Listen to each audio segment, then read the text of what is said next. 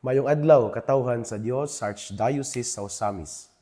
Sa ngalan sa tong talahuron nga Arsobispo, si Archbishop Martin Sarmiento Humuwadidi, ug sa kahupungan sa tibuok kaparian dinhi sa lokal nga simbahan sa Osamis, kini si Reverend Father Eman Pudyutan ang maghatod kaninyo sa atong mga pagpamalandong bahin sa Ebanghelyo karong adlaw. Mga igsoon ko ni Kristo adlaw karon nga Biyernes.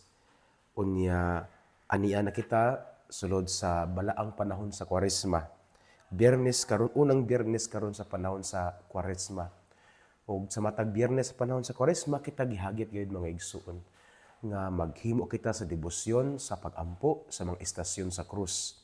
Busa usa kini ka panawagan usab pag-awhag sa tanan nga naminaw nga magampo kita sa debosyon. Atong iampo ang istasyon sa krus diya sulod sa parokya. Pwede usab nga diya sa inyo ang mga kapilya. Ato kining buhaton tungod kay kabahin man ni siya sa tuang pagtubag sa mga pillars sa panahon sa Kwaresma nga mao ang pagampo, pagpuasa ug paghatag og limosna ngadto sa mga nanginhanglan. Ug kini pagampo sa istasyon sa krus, kabahin ni siya mga igsuon niining ato ang pagpalawom nato sa atong pagampo. Pagampo sa istasyon sa krus diha sa sulod sa parokya o diha man usab sa inyo ang mga kapilya. Mga igsuon, ning adlaw nga Biyernes, ako nga pagtimbaya sa tanan nga naminaw karon. Ilabi na gayud ang tanan nga sakop no sa mga kahugpungan sa mga Knights of the Altars o mga Marian altar servers. Diri sa among parokya magahimo kami sa ayla ang renewal og basic seminar nga magsugod karong Domingo, first Sunday of Lent, February 22, after sa second mass, after sa alas 8 nga misa, ana ay mga topic nga ipanghatag, mahuman po siya og paniudto, dinapod sila paniudto.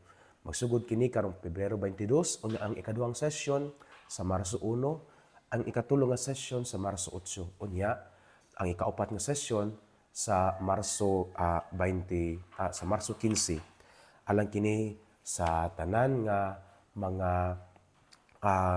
pag sa ilang renewal no o usab sa pag-seminar sa basic nga seminar.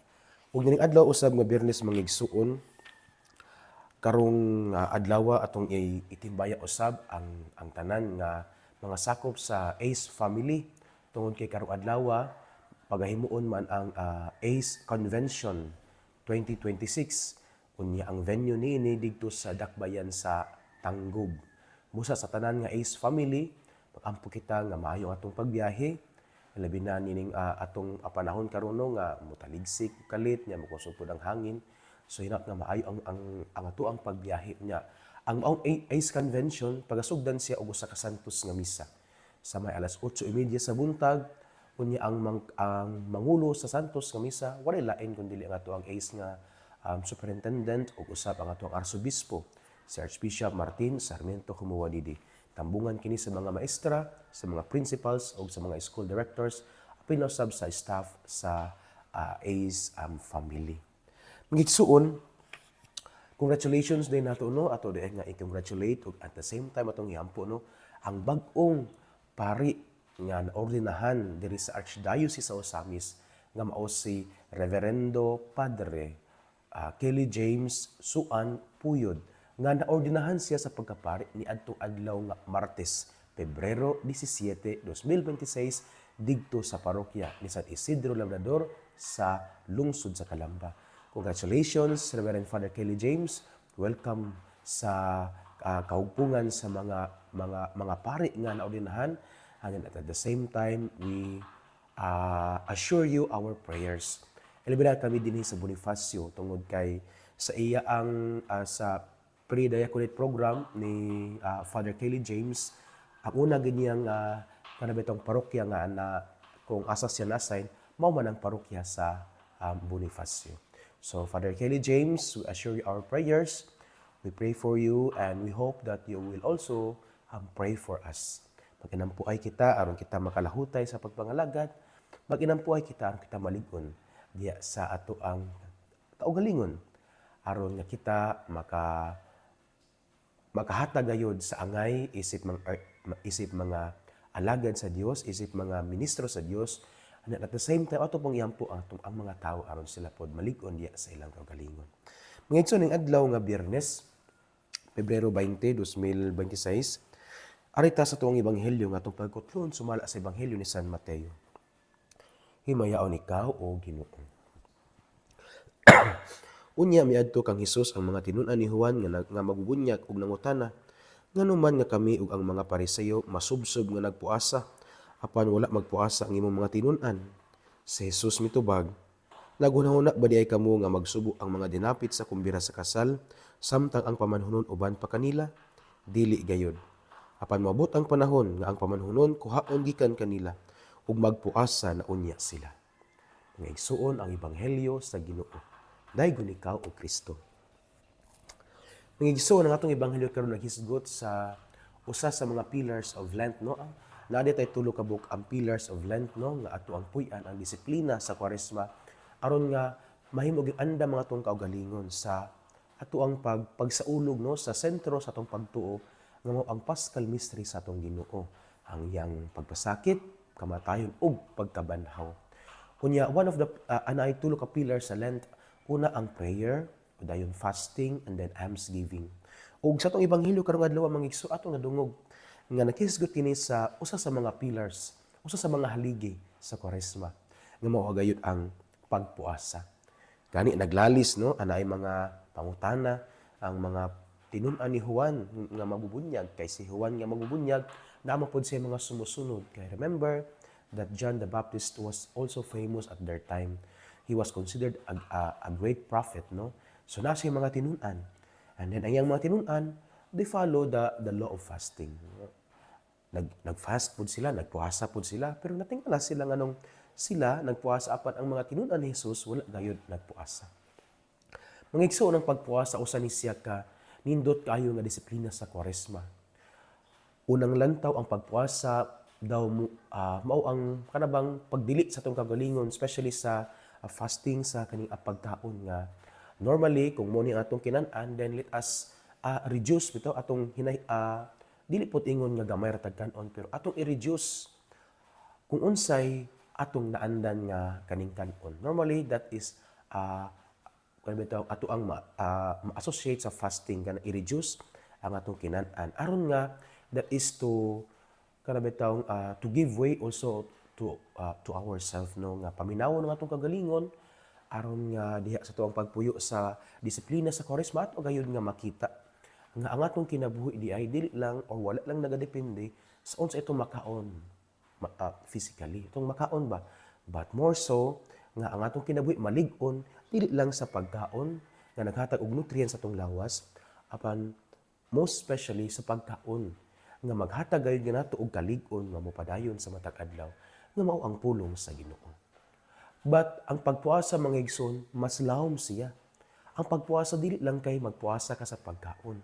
Dili lang kay i-reduce nimo ang imong pagkaon. But fasting also covers apil na pod diya sa fasting ang magpuasa sa mga dili nato maayong kinaiya. Ang pagpuasa sa mga sakit nato nga mga pulong. Ang pagpuasa sa atong pagbiay-biay nato sa ato'y sigatawo. Ang pagpuasa sa atong paghusga sa isig katawo. Ang pagpuasa sa atong mga pulong nga hait pas bag-ong binaid nga sundang nga mulapos gayud sa dughan o sa kasing-kasing sa mga tao nga makadungog niini. In other words, mga igsuon, fasting, magpuasa kita dili lang sa pagkaon, apan magpuasa kita sa atong mga maot nga mga kinaiya.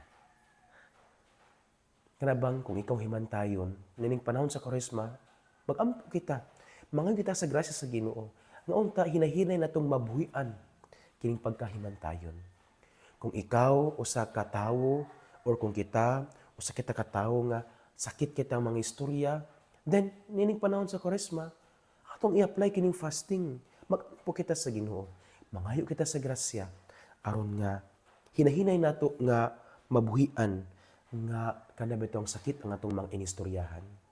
Kung nining panahon sa Kwaresma, kung kita sa atong kagalingon, kana bitong bulyagon kita nga pagkaanak, kita mo'y hinungdan or kita mo'y usa sa mga hinungdan o kita gayud ang hinungdan sa mga luha sa atong ginikanan mo nang ngayong panahon sa Kwaresma, maningkamot kita, mag-ampo kita sa Ginoo niya, maningkamot kita nga dili na nato mapasakitan o mapahila ang atong mga ginikanan. Kung kita barumbado kay ta nga anak, no, dili ta magtintarong sa atong pag-eskwela, mao ni mauna, atong giusikan ang mga sakripisyo sa atong ginikanan. So nining panahon sa Kwaresma, mag-fasting kita sa atong dili maayong kinaiya. Mag-ampo, mangayo sa grasya, maningkamot nga magbag-o sa kinabuhi. Tungod kay ang fasting mga igsuon, dili ang tumong sa fasting ba nga atong makita nga ang unsa gid ang pinakaimportante nga butang. Nga ang pinakaimportante nga butang sa atong kinabuhi mao gayud ang pagsunod sa pulong sa Ginoo. Kay matud pa sa ebanghelyo kaghapong adlaw, what use is it to gain the whole world, but in the process we lose our life? Sumukon ang pagpuasa mga igsuon. Ang pagpuasa dili kay ato ang pasakitan natong kagalingon. Ang pagpuasa dili kay at i-deny nato atong kagalingon sa mga nindot nga mga butang. Pero ang pagpuasa is a kind of discipline that allows us to see what things should we hold on to in our life. Unsay mga butang nga noble kayo sa atong kinabuhi. O sa pagpuasa atong makita nga ang mga nindot nga mga butang dili ang mga butang nga material. Tungod kay kini mga temporary lamang.